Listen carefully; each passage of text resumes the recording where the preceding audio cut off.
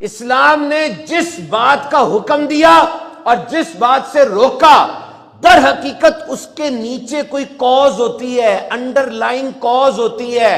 بظاہر وہ بات جو مرضی نظر آ رہی ہو، اس کے نیچے ایک وجہ ہوتی ہے جس لیے کہا گیا اس بات کو اپناؤ یا اس کو چھوڑو۔ وہ کاز ڈھونڈو، وجہ دیکھو اسلام کیوں کہہ رہا ہے یہ بات کو چھوڑو، وجہ دیکھو اسلام کیوں کہہ رہا ہے اس بات کو اپناؤ۔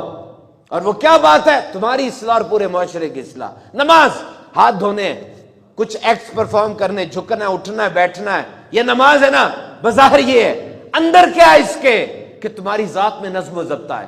یہ بے حیائی کے سارے کام تم چھوڑ دو، تمہاری ذات میں تقویٰ ہے۔ تو وہ بندہ جو بظاہر نماز پڑھ رہا ہے، شرم نہیں آ رہی، حیا نہیں آ رہی، تقویٰ نہیں آ رہا، تم روزہ رکھ رہے ہو، بظاہر بھوکا رہنا ہے، کازز کیا ہے؟ کازز کیا ہے؟ تمہاری ذات میں قناعت آئے، تمہارا اللہ کے اوپر بھروسہ بڑھے، رزق جو کھا رہے ہو اس کے اوپر تمہاری بات آئے، حج کرنے جا رہے ہو، 24 لاکھ بندہ اکٹھا ہو گیا، کیا وجہ ہے نیچے؟ تاکہ تمہارے دن مساوات آئے، ایک جیسے کپڑے پہنے، امیر غریب سب ایک جیسے ہو گئے۔ تو ریممبر، جو اسلام جس کام سے تمہیں منع کر رہا ہے، جس کام سے تمہیں اجازت دے رہا ہے، اس کو غور سے دیکھو۔ سود میں بھی پیسہ بڑھ رہا ہے، تجارت میں بھی بڑھ رہا ہے، سود سے کیوں روکا؟ تاکہ ڈسکریمنیشن رک سکے، تاکہ غربت ختم ہو، تجارت کو فروغ ملے۔ حیرت نہیں ہوتی آج آپ کو کہ یہ قوم، یہ امت، دنیا میں تقریباً 2 ارب مسلمان ہیں، پاکستان میں 96.47 لوگ مسلمان ہیں پرسنٹ، اور یہ سب ہمارا ایمان ہے۔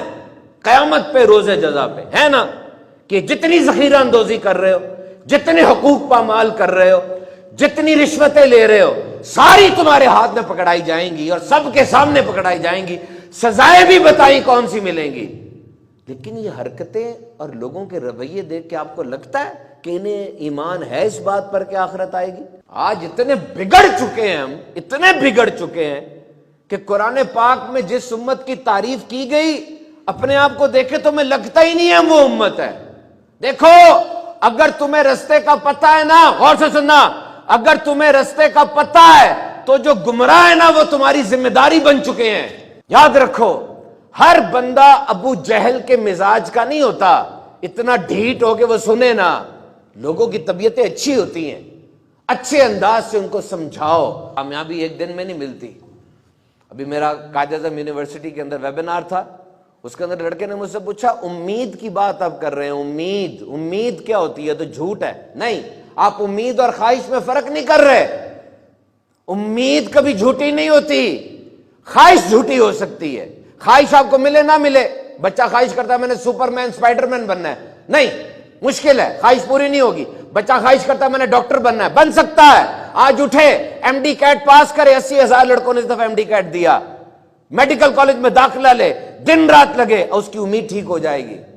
کامیابی ایک دن میں نہیں ملے گی، لیکن ایک دن ضرور مل جائے گی۔ اپنی امید کو ہمیشہ زندہ رکھیں۔